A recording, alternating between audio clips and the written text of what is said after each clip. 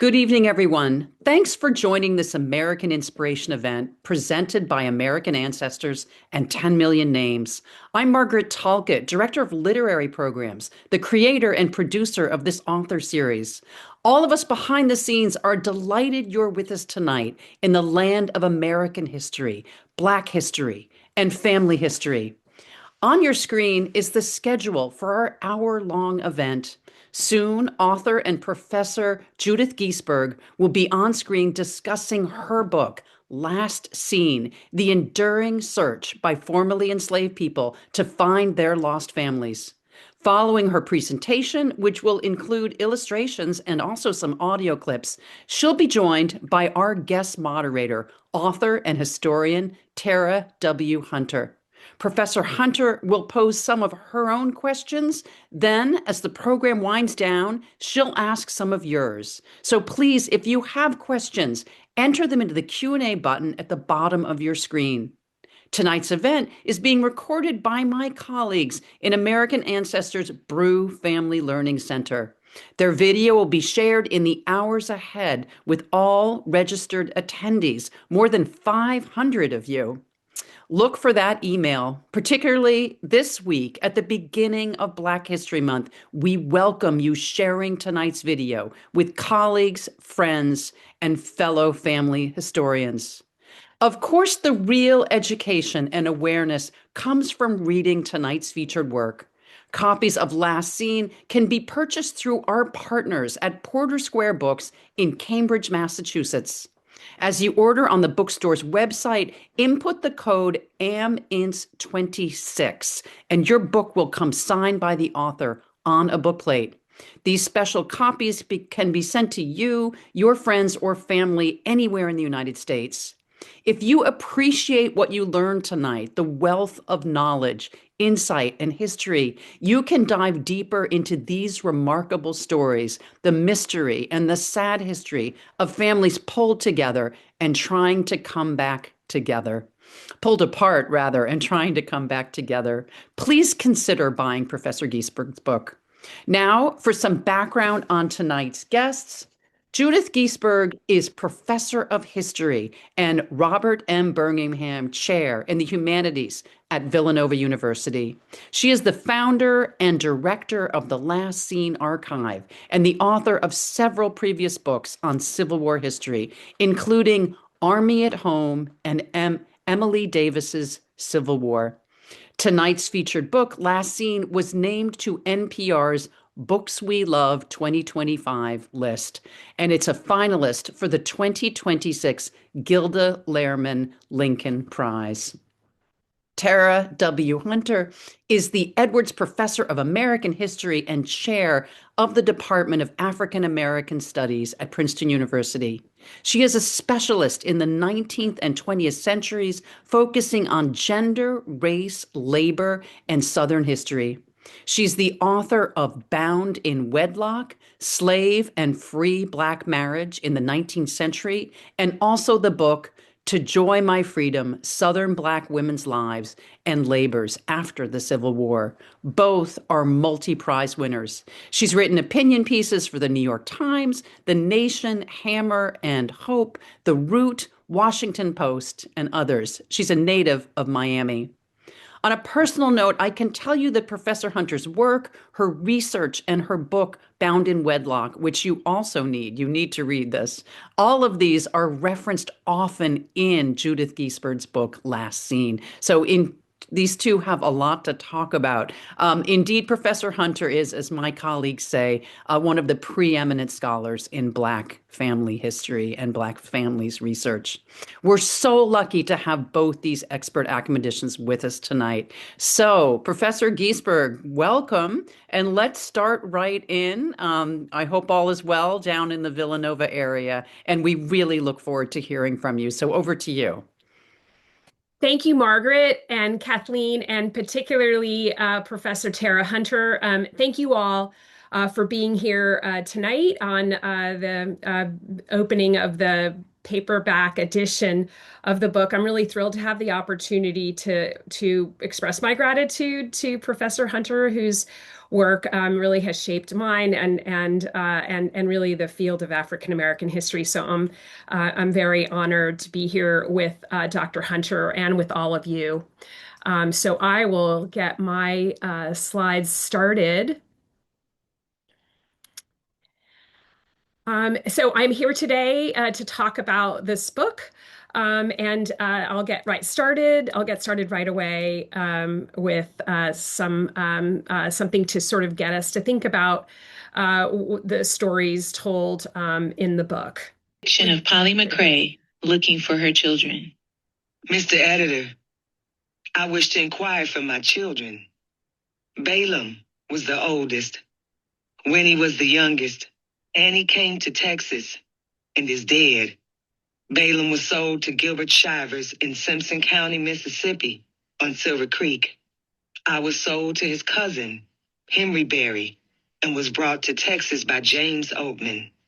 My name when I left there was Polly Shivers. I have not heard or seen them since the war.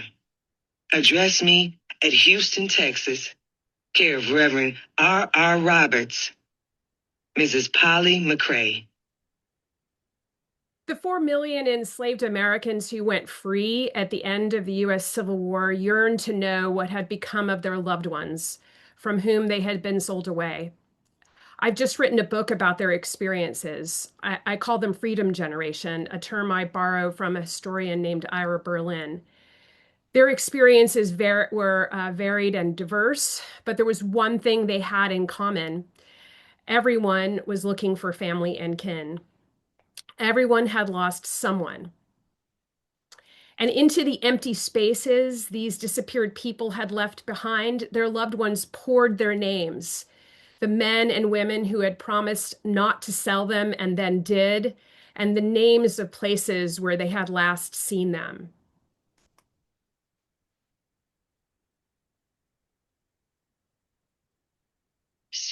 I would like to find my people. I was born in Somerset County, Maryland, and my master's name was John Anderson of Eastern Shore, Maryland. I left about 37 ago. Mother's name was Peggy. She had a husband named Adam Langford. He was my stepfather. My brothers were George, Alexander, Charles, Horace, Sandy, and myself, Henry. My brother George got drowned in Montgomery, Alabama, in Alahoma River. John Anderson, my master, died in Baltimore, Maryland before I left, but was brought home on King Branch, 5 miles from Princeton County. I left 2 sisters in Maryland, Melinda and Sarah Ann. My master's wife was named Leah Jane Anderson. She had children named John and Laymew. My Aunt Harriet was married to Simon Parker. My cousins were Moses, Daniel, Light, and Ike. Harriet Parker was their mother, a sister to my mother, Peggy. The widow Dryden was our neighbor and W.M. Barnes. Master had a man named Bob, but his name was Bob Miles. His wife was named Melvina. Thomas Gatewood is in Allegheny City, Pennsylvania, a brother to James Gatewood of Norfolk, Virginia. Sally Curtis is in Hampton, Virginia, a daughter of Patsy and Bob Reed. If anyone can give any information on my people, please address Henry Anderson or Sandy Anderson, Mineola, Texas, Wood County. I would like to find... Stories like these appeared in Black papers throughout the country after the war and the decades after. Most people were like Polly McCrae. They placed just one advertisement into which they poured everything they knew and could remember about their loved ones. But others took out multiple ads, repeating the details about the family members they sought with slight variations each time.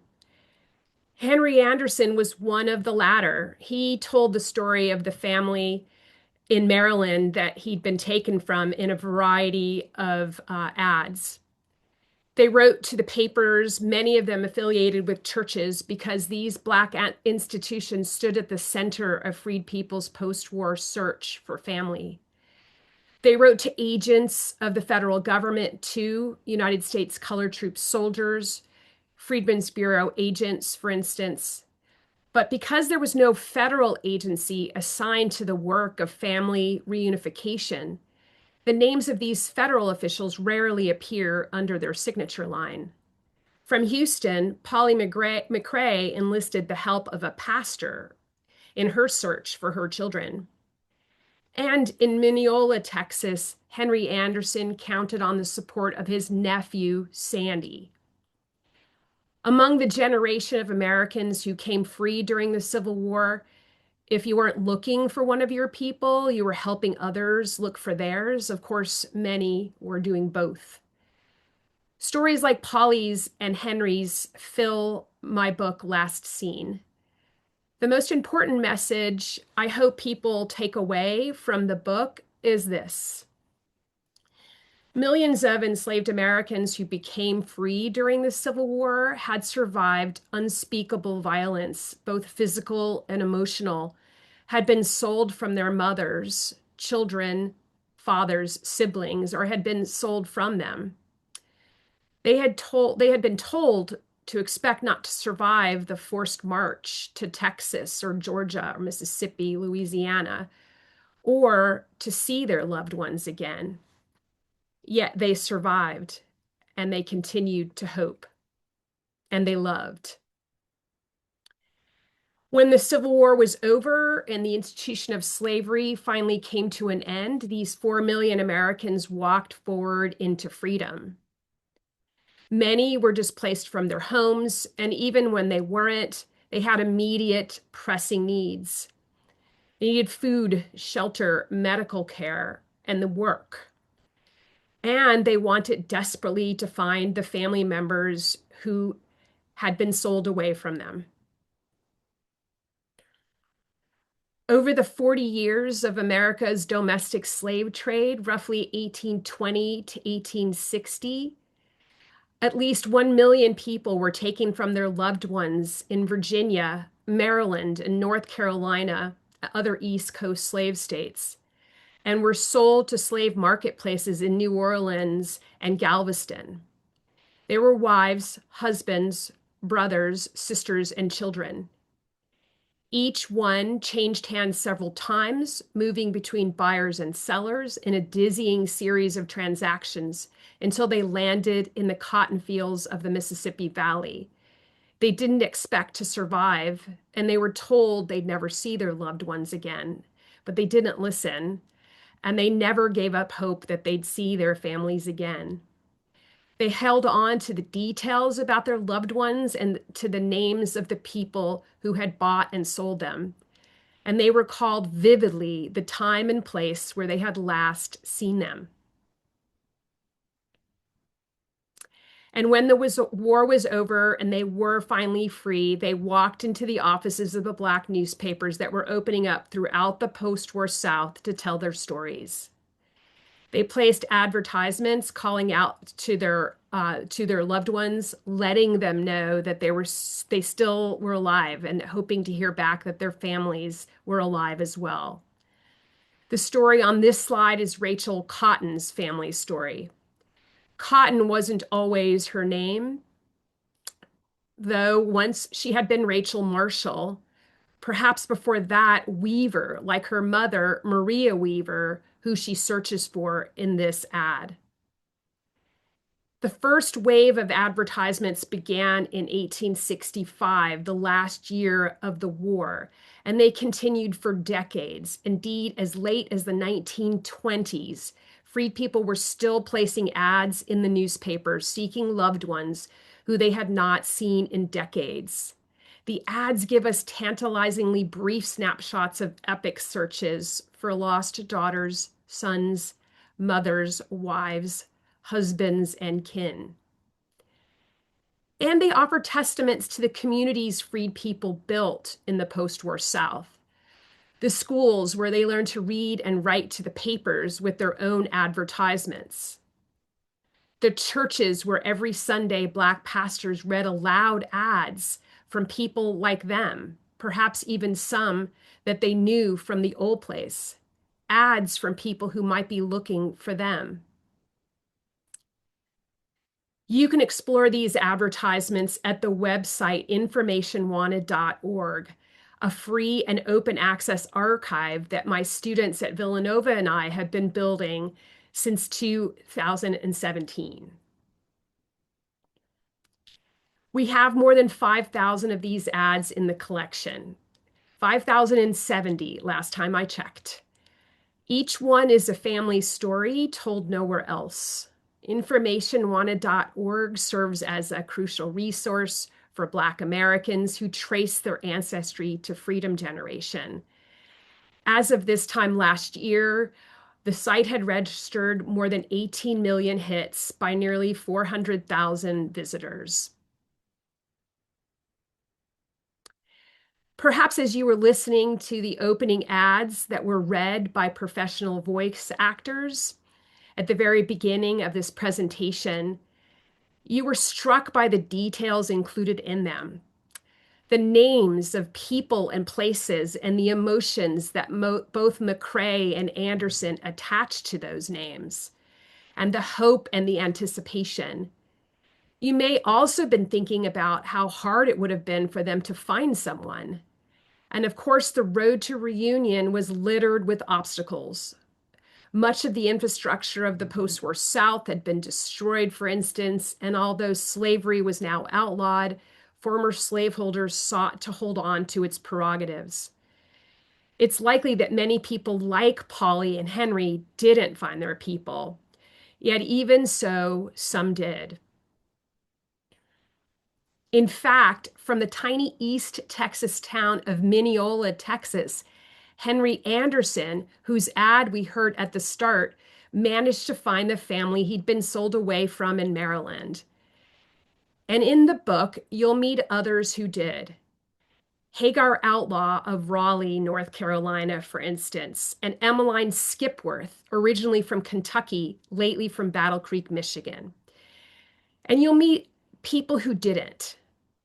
The stories don't always end happily. Now, more than ever, it's important to be honest about this history and to tell a story that hews closely to the facts.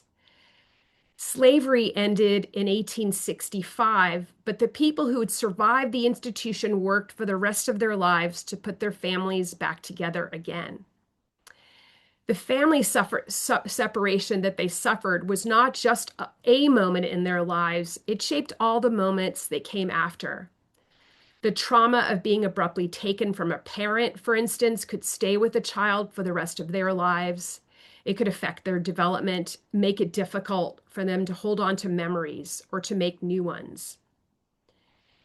Yet the story of what came after slavery has often missed this point. And we haven't heard from the institution's survivors, people like Polly and Henry, who tried to find their families. It's their stories I have in mind as I wrote this book. So I'm thrilled to be here with you all tonight, and I'm particularly excited to invite my colleague, Tera Hunter, to join us in conversation this evening. Welcome, Tera.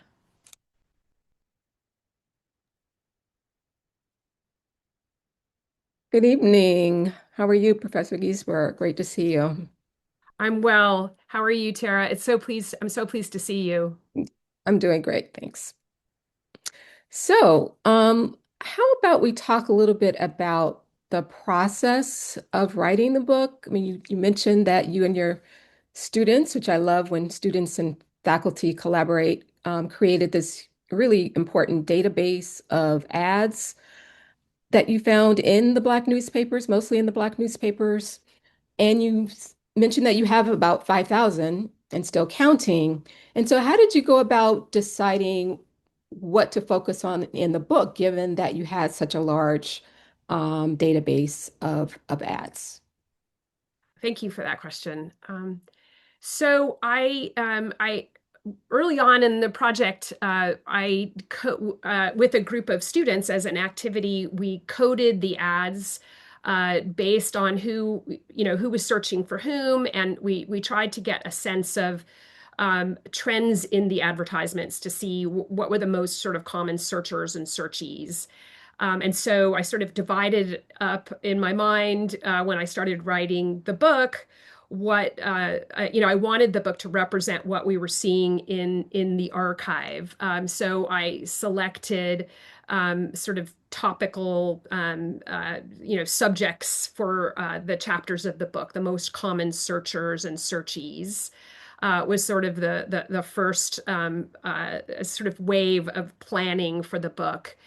And then I read through many of the ads in each of these sort of categories, also trying to find advertisements that came from different places in the country because I wanted people to sort of, understand the significance of sort of where people landed and how that would shape their search. So I wanted some geographic diversity with these advertisements. And then I just, I started to identify, some of the stories that I wanted to focus on, and I would spend, time researching some of them, and there were often, ads stories that I really, really wanted to tell.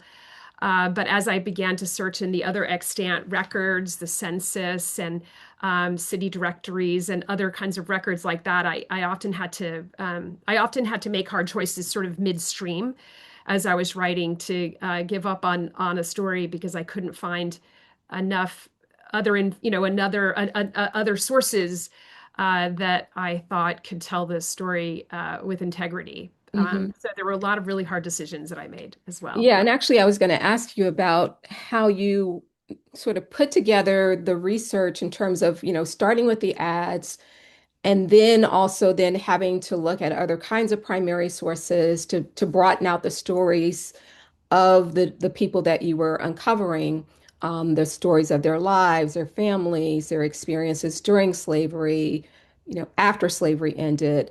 You use newspapers, Black newspapers, white newspapers, census data, government documents, military records, property records. So there's a lot of other kinds of sources that complement the ads. Can you talk about how you put those in conversation with each other? Yeah, sure. Yeah, before I sought to pursue any story, I needed to be able to find people named in the advertisement in at least a census, with some sense of that I was sure that I had found the right people. So that was sort of step one. And then, like you said, I expanded it out to other sorts of federal records. If they named enslavers, I would took the story backward and then forward. So if they named enslavers, I tried to find people in the slave schedules, the two slave schedules that were done to see if I could figure out more about the slaveholders and if I could find out more about the family named in the ad based on the data from the slave schedules.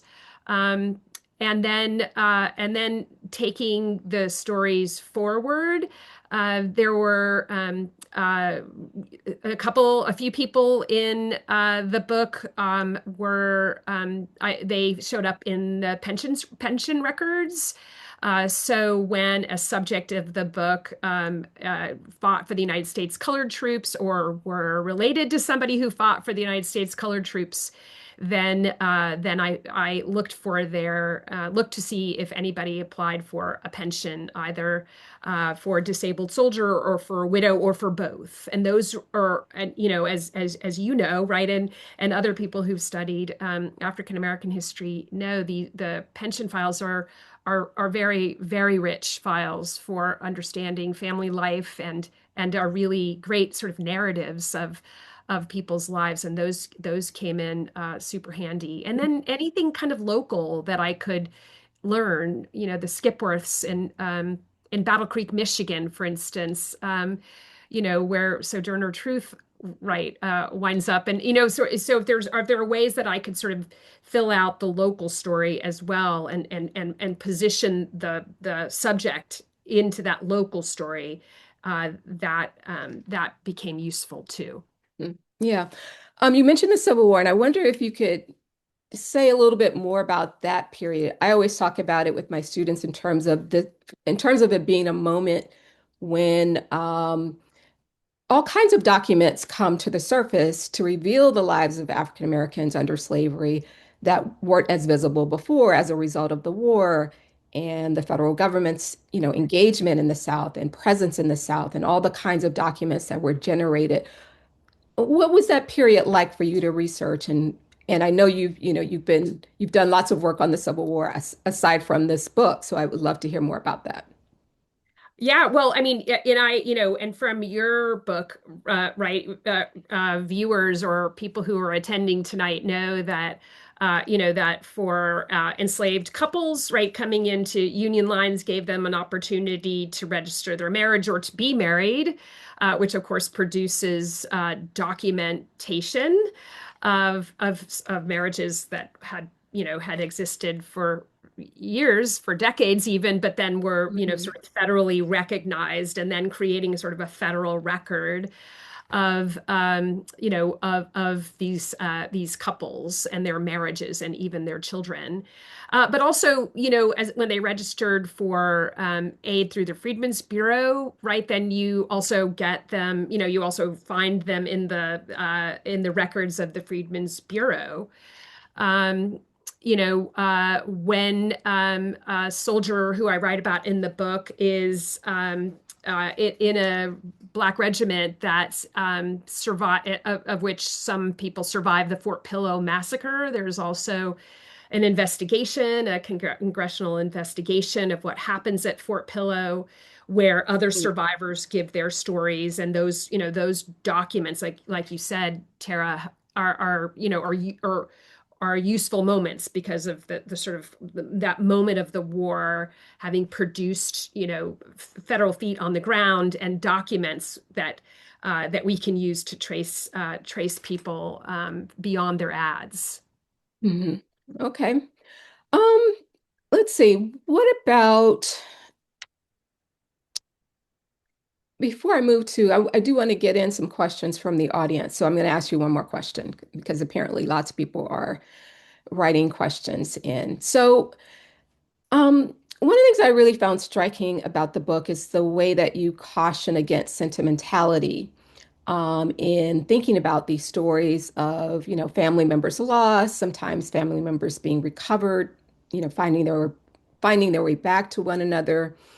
Um, but what is it that you want audiences, especially people who are reading this book, um, the general public, what is it that you want them to take away from it? What is sort of the main point that you want them to get out of the book? And also thinking about the fact that this is the 250th anniversary of the American Revolution. So that also marks a moment in time that we want to sort of reflect back on the nation's history.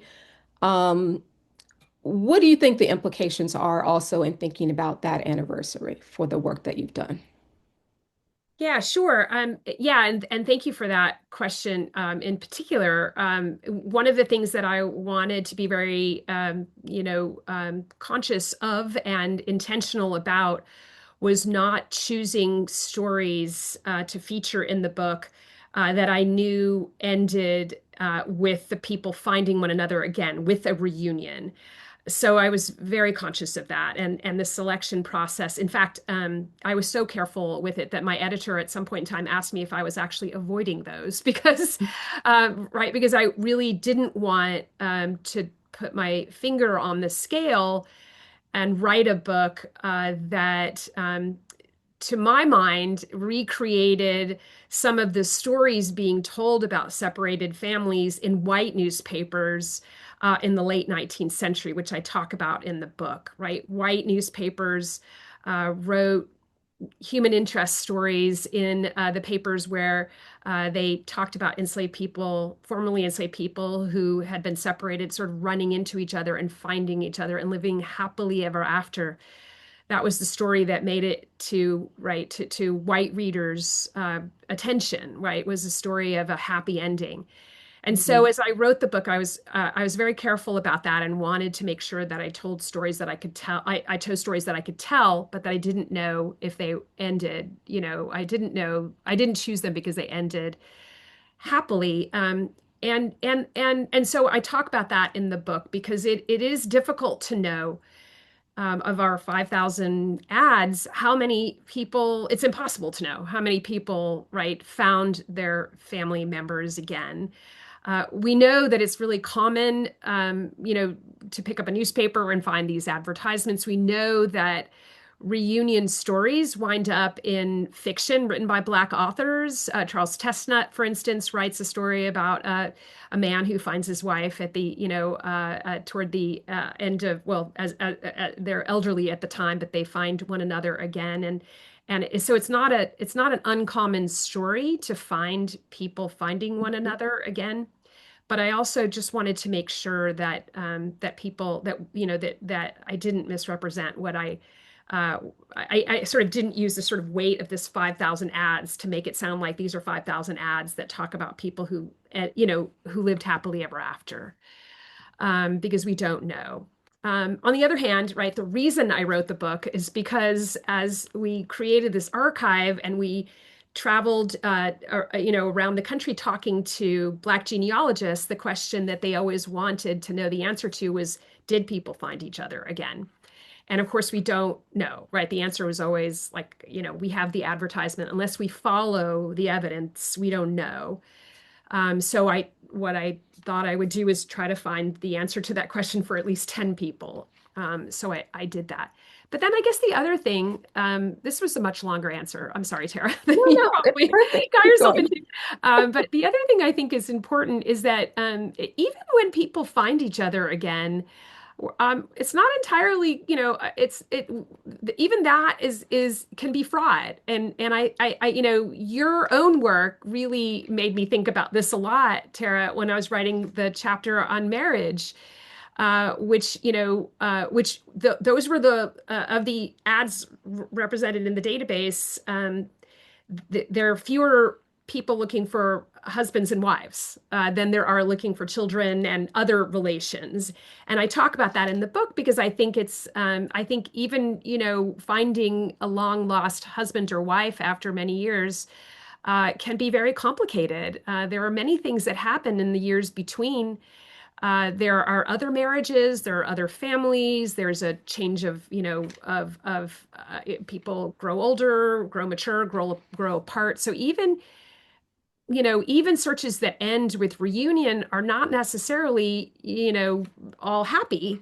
They can be complicated and they can be fraught. So I hope people will read the book and be interested in the outcomes of these searches as I tell them, and to think about what it means to live at a time where family separation is federally sanctioned, is legal like it was in the 19th century, and yet we're seeing it again now, and the ramifications of that. And also, to your point about the anniversary of the American Revolution, we're starting this anniversary off at a moment when Black history is being erased everywhere, and is being covered over with comfortable stories once again. Here in Philadelphia, President's House has just had its exhibits on slavery, George Washington's enslaved people, removed. And so, right, I hope what people will take away from this book is, there was an effort to sort of cover up this history too, Mhm. told in white newspapers. Yet people who took out the ads told a different story, and it survived. Mhm. Yeah, I should also mention that it's the 100th anniversary of African American History Month, which started out as Negro History Week. So it's also important to mark that, especially as you mentioned, the moment that we're in, where there are efforts to erase Black history in particular. Um, is there any particular story? I'll just maybe ask this last question and then open it up.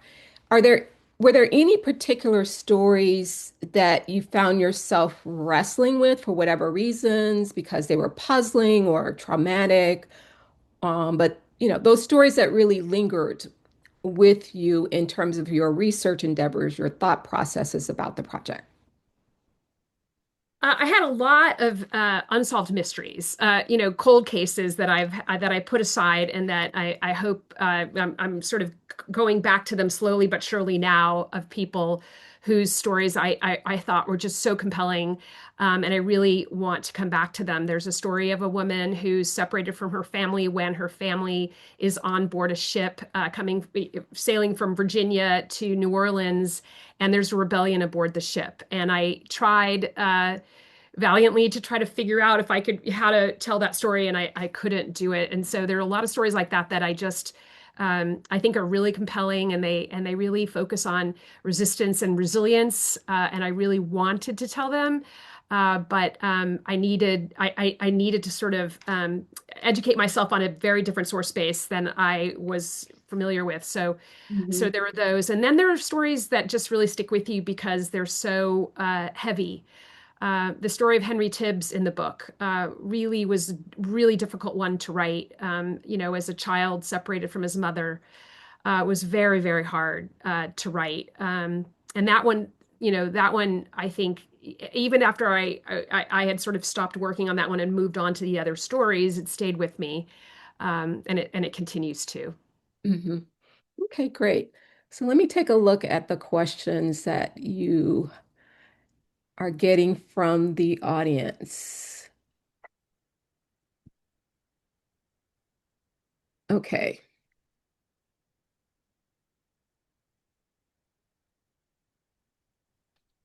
Okay, here's one that says, after reading the chapter I Was the Boy, I was hit hard with the new image of children being the majority of slaves in the cotton fields. I was used to images of adults and how I can't help but think of middle schoolers. Have I just missed this data? Is it new, or was I just deluded by some drawings? Oh, that's a great question. And Tara, you're welcome to join in with, jump in with these as well. Thank you, Patricia. So one of the things that I talk about in that chapter is how, historians like Ed Baptist and others who've looked at the data for enslaved people who were sold into the Mississippi Valley, and what they found is that many, many more of those people who were sold, that sort of 1 million people who they estimate were sold into the Mississippi Valley, many, many more of them were children than we ever knew. Um, the vast majority of those people who were sold were what would have been considered prime field hands. So they would have, been sort of teens to early 20s, right? Because that's what you, as a enslaver of people in the Mississippi Valley, wanted to have people who came to you and could work, your prime years in the cotton fields. But there were, but of the people who were sold in the Mississippi Valley, many, many more of them were on the younger end of that than we ever knew before. So Patricia, I don't know that that you've missed this, but for sure, enslavers denied that they ever sold children. That they ever separated families. So they did a lot of covering up of the truth of this in the aftermath. And I think we're still, I think people are still sort of trying to push back that that veil, and to look at the facts. And the facts tell us that it was not uncommon for children to be sold quite young and to be sold away from their families. Yeah. Yeah, one thing that I thought about as you were talking is the parallels between the first middle passage and the second one, in that the first middle passage, meaning the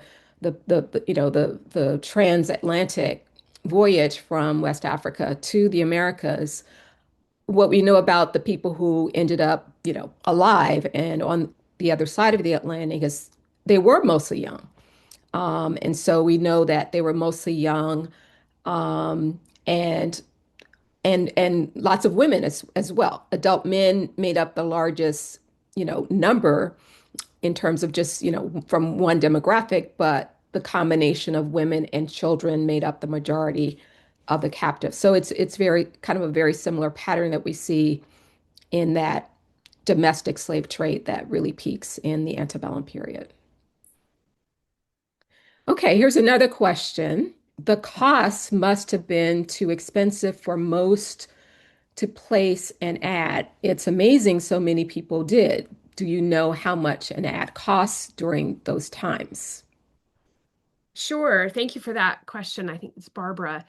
Yeah, so it varied. The database that we have has more than 300 newspapers in it, and so the newspapers had a variety of different policies. The two biggest newspapers in the archive, or excuse me, the newspapers that have the biggest number of advertisements in our collection are the Christian Recorder, which is published, continues to be published at Mother Bethel Church here in Philadelphia.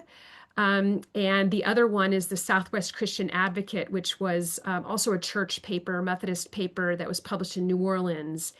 And in both of those cases, when you subscribe to the newspaper, which cost about $1.50, which was not an insignificant amount of money to spend, you could then advertise for free in the newspaper. It came with your subscription. Um, excuse me. In other cases with other newspapers, you did have to pay per ad or even per line.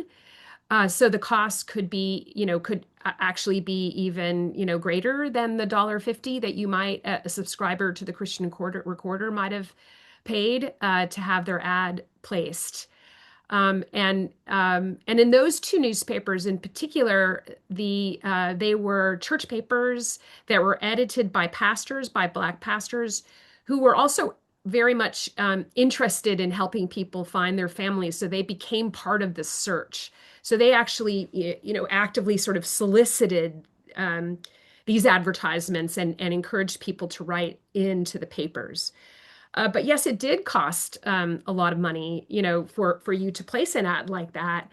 And that's one of the reasons, Barbara, that we don't, we have on in the collection about 100 advertisements that were taken out in as follow-up when people sort of announced that they had found somebody. It's fewer than that. 100 includes other kinds of advertisements, but of that 100, some of them are people who took follow-up ads saying, I want to thank the Southwest Christian Advocate because I found my family.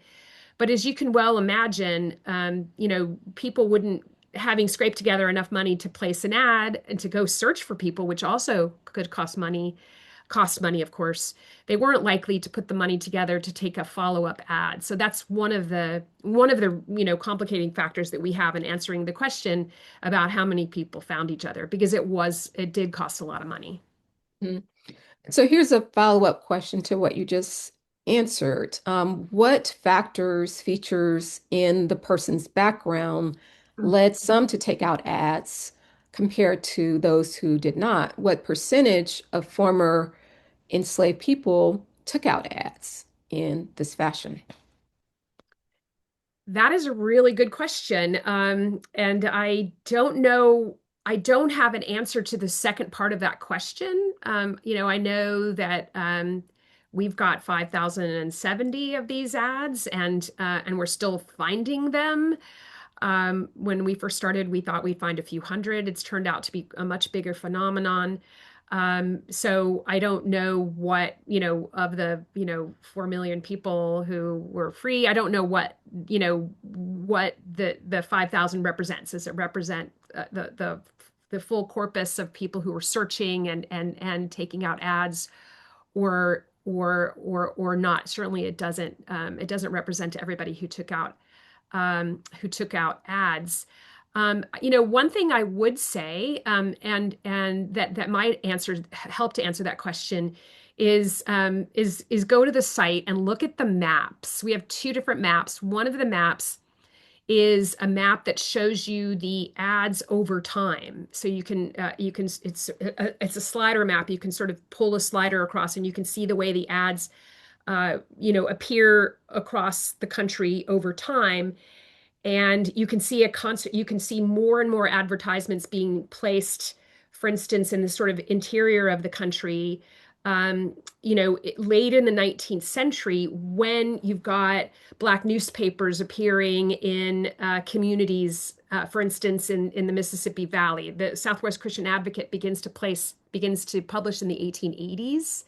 And then suddenly you've got a lot of people placing ads from Mississippi, Alabama. So it certainly is proximity. So I guess the answer is proximity to the newspaper, right, would determine one's ability to place an ad, or proximity or relationship, like Henry Anderson, relationship to this nephew of his who actually worked for 3 or 4 different Black newspapers.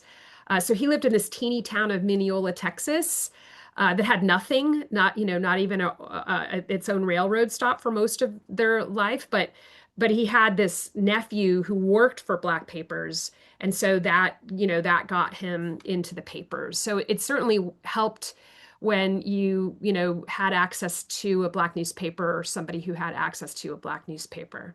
Mm-hmm. Okay. Another question is, were there any people who made a business or a calling to help formerly enslaved people find their relatives? Oh, that's a great question. So for sure what we see in the advertisements, and I saw in my book, is that Black pastors often appear in the ads. They sign, people will say, I'm looking, like McCrae did, her pastor signed her ad. And so, clearly pastors are assisting people in these searches and are signing on to maybe even helping people write the advertisements. I don't know if that I would say that they were making a living doing it. But they were certainly there, helping people to find their relatives.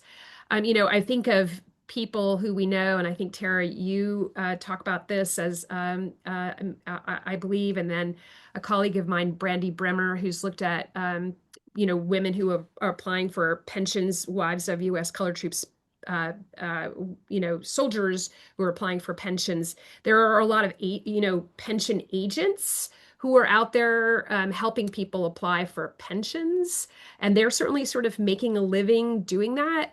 I wouldn't be surprised. I guess that's just my way of saying I wouldn't be surprised if there were also people who, offered their services to help people find their family members. I haven't found anybody yet whose main or their sole business operation was helping families find one another. Mm-hmm. Okay. So this is a comment and a question from someone in the audience. When I meet people, I typically ask their name, where they're from, and their surnames of their families. I explain that people are still trying to find their families even today. So my question is, how well do names provide continuity for us connecting to our ancestors, in your opinion? Oh, that's a great question.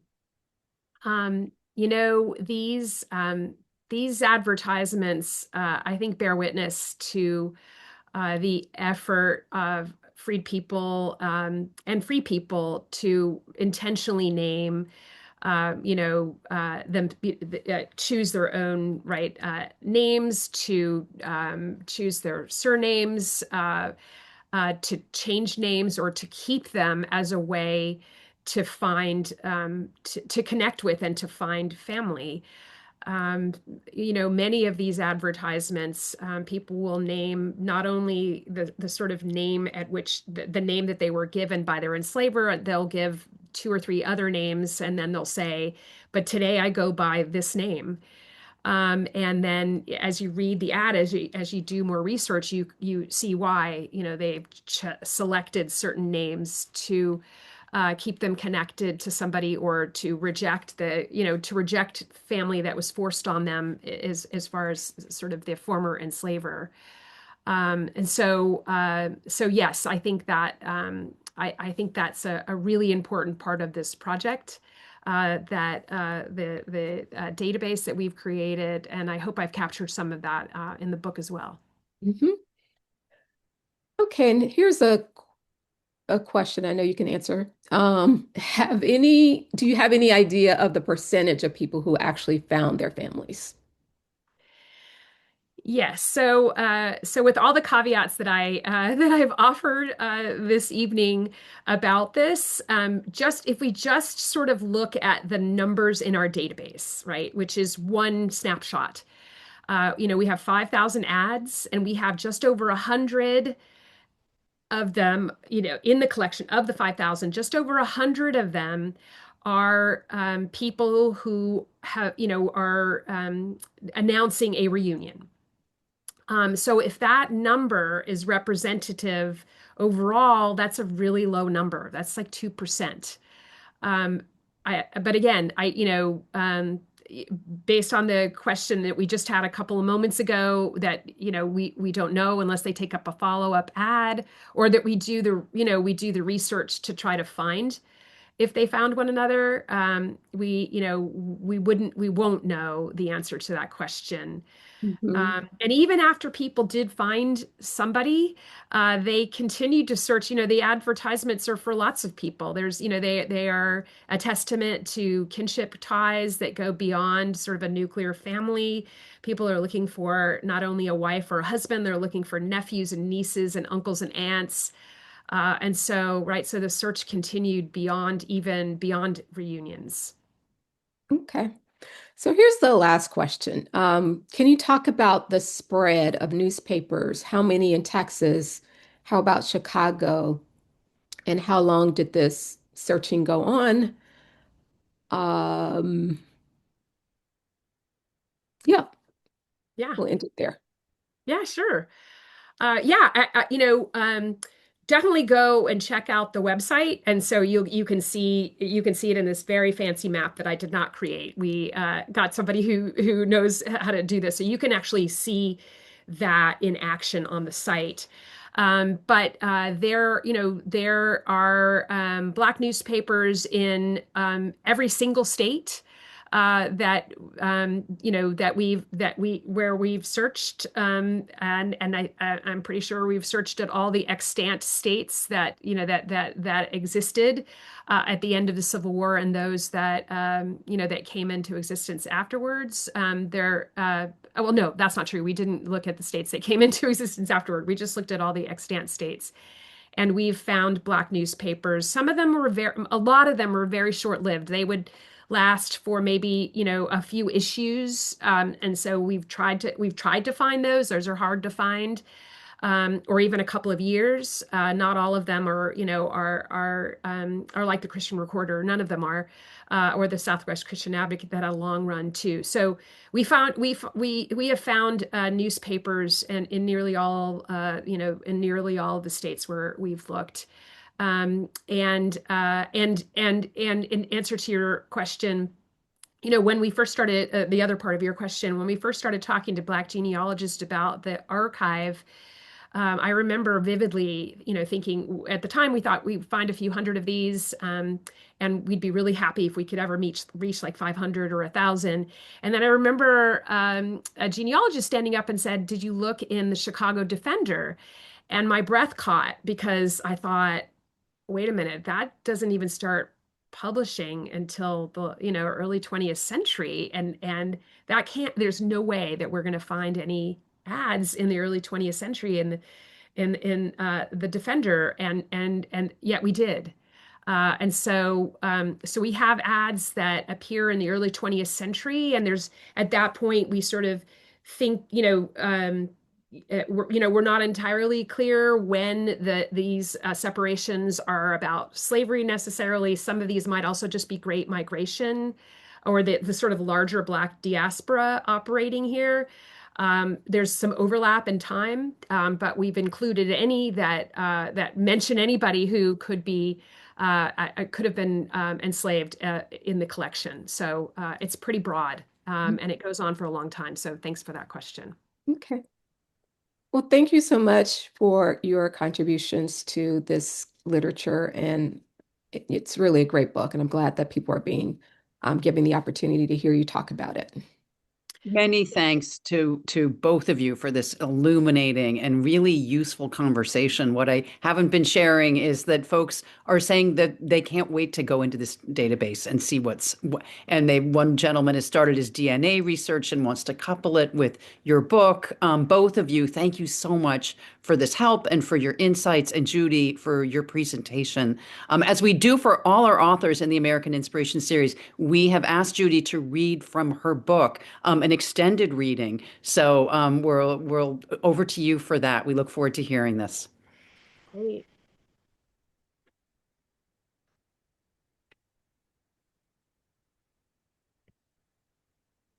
So this is from chapter 1, and I'll just start. Clara Bashop had looked for her children in many places in the years she'd been free. In October 1892, she traveled from her home in Morristown, New Jersey, to take her search to the world. Surely a newspaper with a name like that in a place like New York City could help. Bashop arrived at the offices of the New York World on October 1. Someone noticed her, tall and dignified, walking into the bustling newspaper office on a Saturday and steered her to a reporter's desk instead of to a clerk to whom she might have paid for a short ad describing people and places in the Old South, each one a clue that might lead to her daughter Patience. The reporter was struck by the figure she cut. When Bashop began to talk, the tears, quote, flowed down her face and dropped on the folds of her thick black veil. Here was a story that would sell papers. A 30 years search, Mrs. Bashop's pitiful quest for her daughter Patience, read the headline. Tears have often flowed over the woes of Uncle Tom. But Clara's story is sadder and more pathetic than the one Mrs. Stowe so feelingly told. Sadder than Eliza's desperate flight across the icy Ohio River with her child in her hands, because unlike the fictional character in Uncle Tom's Cabin, Clara Bashop had not managed to save her child.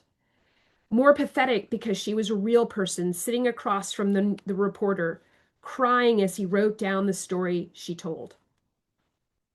A real person who needed the world's help. Knowing the power of a great newspaper, she came to New York and asked the world to help her. Bashop's story was covered the next day in The World and the St. Louis Dispatch, and then 2 days later in the San Francisco Chronicle, 3 major newspapers spanning the country. This unprecedented coverage gave Clara Bashop an enormous audience for her story of slavery and survival, and it surely raised her hopes for a long-awaited reunion with her daughter. Such a reunion would make good newspaper copy. The reporter for The World sprinkled the story with direct quotes from Bashop, like she was a bright little girl, which was sure to touch readers' hearts as they waited for the sequel to build anticipation. As was, I would know her the moment I saw her. I will find her yet.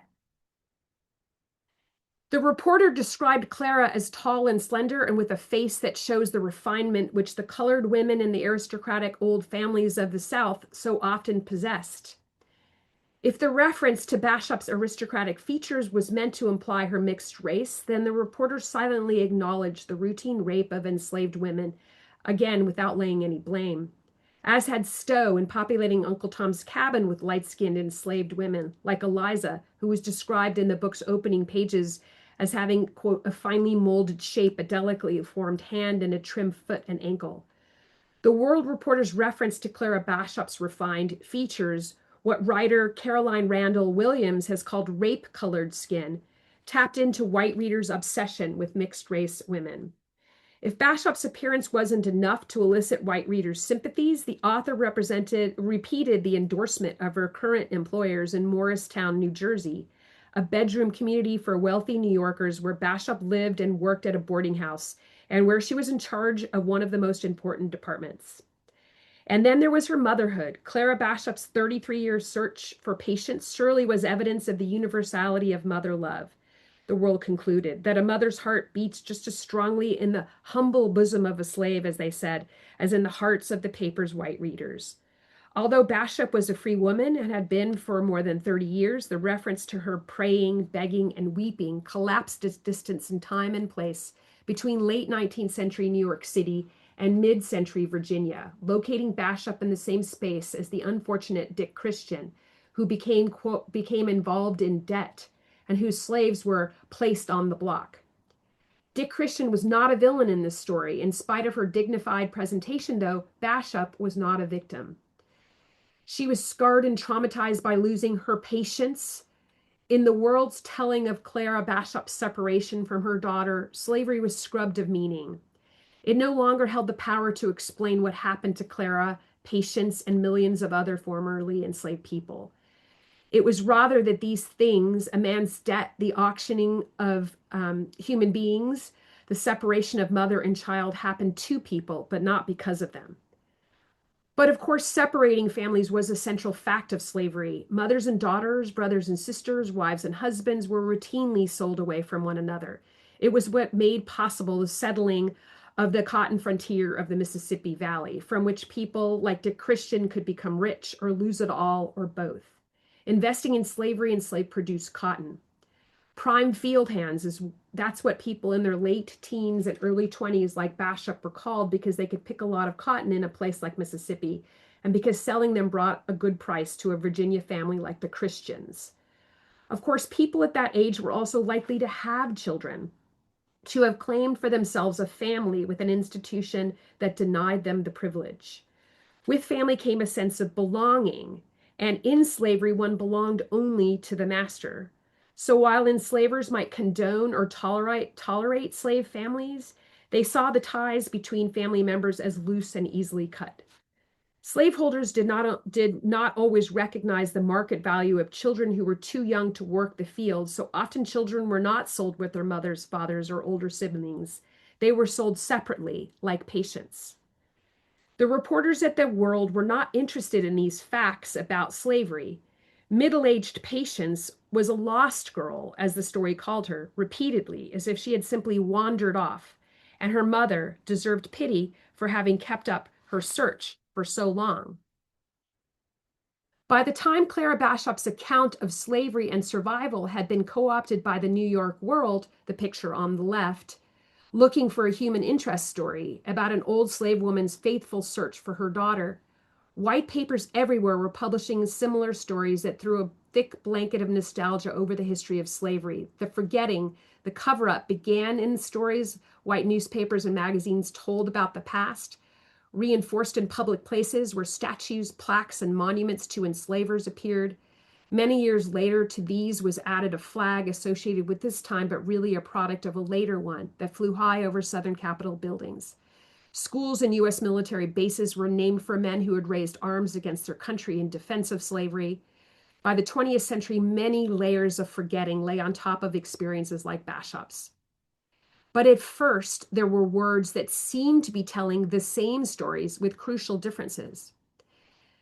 Clara Bashop chose her words carefully in the ad she placed in the Chicago Appeal on the right-hand side.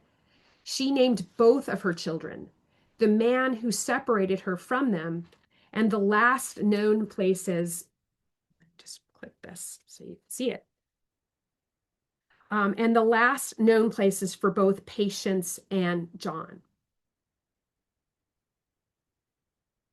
I wish to find my daughter, Patience Green. I have no trace of her since she was sold at Richmond, Virginia, 1859. She was then 12 years of age. John William Harris, my son, went with some servants of Mr. Batts after the surrender, who lived in Prince George County, to Washington, D.C. He was 14 years old at that time.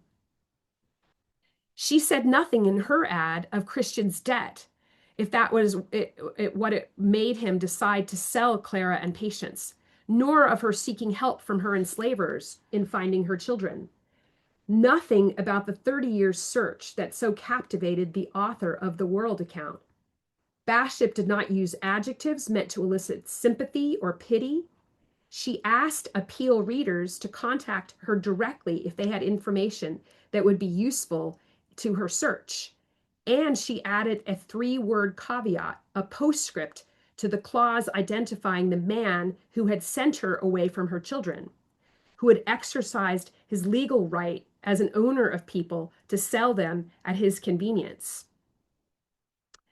Both were of Charles City, CH, Virginia, and belonged to Dick Christian, in name only.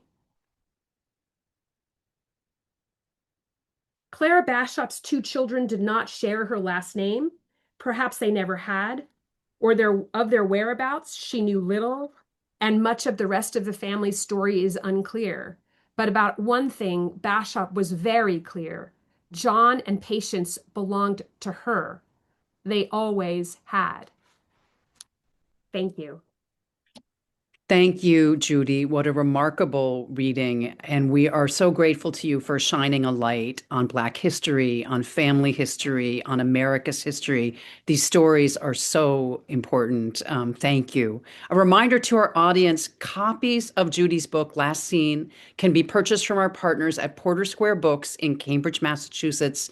As you order from the bookstore, input the code AMINS26, and your copy will come signed by Judy on a bookplate. The bookstore can send these special books to you, your friends, or family anywhere in the United States. They can't go up to Canada, but they can stay in the United States. For tonight's program, I want to thank American Ancestors 10 Million Names Project for their partnership, particularly the work of Chief Historian Kendra Field and her team. To learn more about their research nationwide into Black history, to take part in their efforts, to add information or recover your family, please visit 10millionnames.org. They're up to great work bringing to light people and families that might otherwise have been lost to time.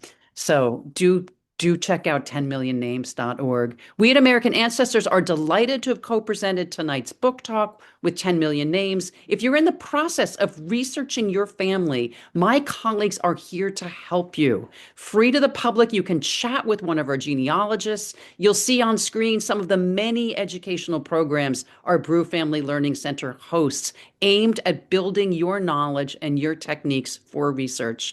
Our mission in all we do is to educate, inspire, and connect. And for you literary sorts, we hope you'll come back for more author talks. On February 18, we'll look at the history of media, exploring the evolution of television entertainment. Journalist Todd S. Purdom will share his book, Desi Arnaz, The Man Who Invented Television, and talk with moderators Harry Castleman and Walter J. Petrozik, authors of Watching TV, American Television Season by Season. Then on February 24, still in Black History Month, we'll hear from Gloria McKeon Whiting of the University of Wisconsin about her book, Belonging, An Intimate History of Slavery and Family in Early New England. She'll be joined by historian Kira Singleton of Tufts University and the Royal House and Slave Quarters Museum in Medford, Massachusetts. And in March, in Women's History Month, we'll feature the biography Claire McCardle, the designer who set women free. Author Elizabeth Evans Dickinson will look at the impact of this game-changing female fashion designer, a star of the last century. If you have pockets in your clothes, ladies, you can thank Claire McCardle.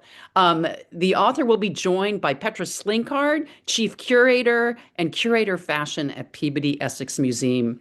Back to tonight, many thanks to our esteemed guests, Professors Judith Giesberg and Tera Hunter, and to our tech producer, Kathleen McKenzie of our Brew Family Learning Center.